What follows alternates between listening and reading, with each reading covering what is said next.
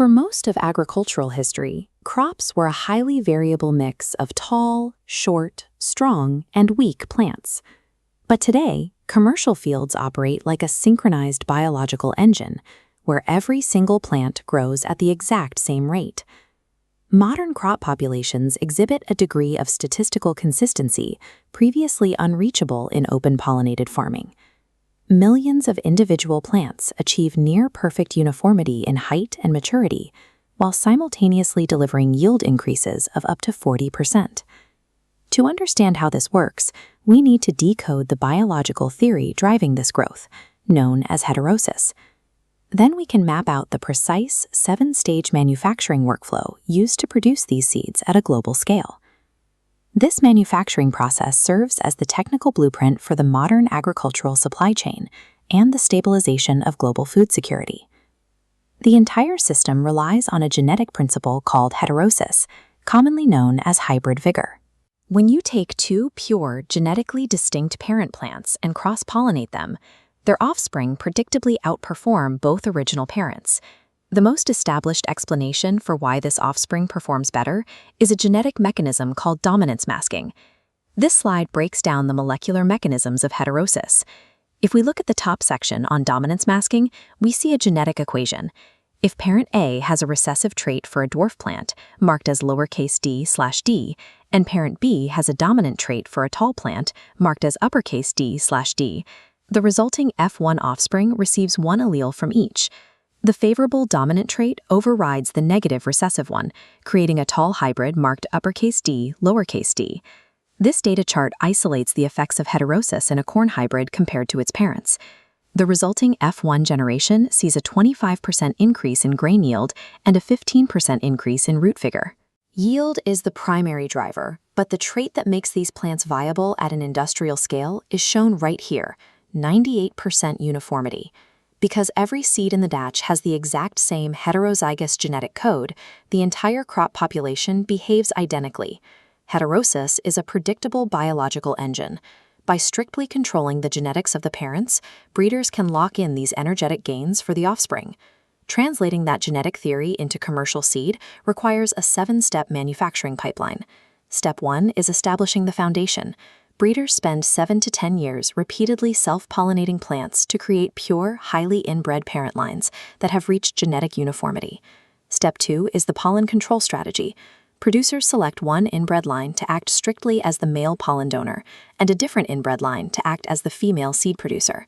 Their flowering timelines must perfectly synchronize, so the male releases pollen exactly when the female is receptive. Once the genetics are locked, the process moves to Step 3. Field preparation. Spatial isolation is mandatory. The production field must be physically separated from other crops to prevent outside pollen from contaminating the batch. Within that isolated zone, the field is planted using a specific geometry for optimal coverage. A standard layout places 4 female rows for every 1 male row. This setup faces a biological hurdle. Plants like corn naturally cross-pollinate, meaning the female rows will produce their own male pollen and fertilize themselves before the designated male pollen reaches them. The entire field geometry fails unless the natural reproductive cycle of the female plant is artificially interrupted. This brings us to Step 4, emasculation. It is the most labor-intensive intervention in the entire workflow. To prevent self-pollination, workers or machines remove pollen-producing organs from female plants. In corn, this means physically snapping tassels off stalks before pollen matures. With the female tassels removed, we enter Step 5, controlled pollination. Now the emasculated female rows are receptive exclusively to the pollen blowing in from the designated male rows.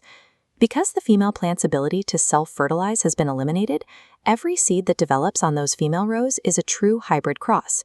Generating hybrid vigor requires enforcing strict biological sterility on the female line at a precise moment in time. After pollination, we reach Step 6, seed development and harvest.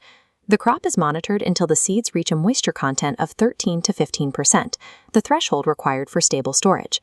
During harvest, the male plants, which are highly inbred and commercially non-viable, are discarded. Only the seeds from the female rows are collected for processing. Step 7 moves the operation from the agricultural field into the laboratory for cleaning and testing. This slide shows the rigorous quality control standards these seeds must pass. Looking at the purity and identity criteria, technicians screen the batch for pathogens and use DNA markers to verify that the genetic purity of the hybrid matches the original design. This final checkpoint is the barrier between experimental biology and a standardized commercial product.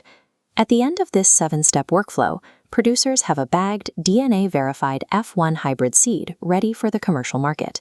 This data shows the economic significance for the end user. While hybrid seeds carry a premium cost, the yield and quality improvements deliver a net return on investment of 3 to 5 times the initial cost within a single growing season. Looking at this overview of emerging technologies, the industry is moving past the labor of physical emasculation. Tools like CRISPR are being used to engineer male sterility directly into the genetics of the plant, bypassing the need for manual tassel removal. When combined with AI phenomics to identify parent potential and synthetic genetics to design specific traits, the timeline for developing new hybrids is rapidly shrinking. The mastery of heterosis turned biological growth into a precision manufacturing industry, securing the foundation of the modern food system.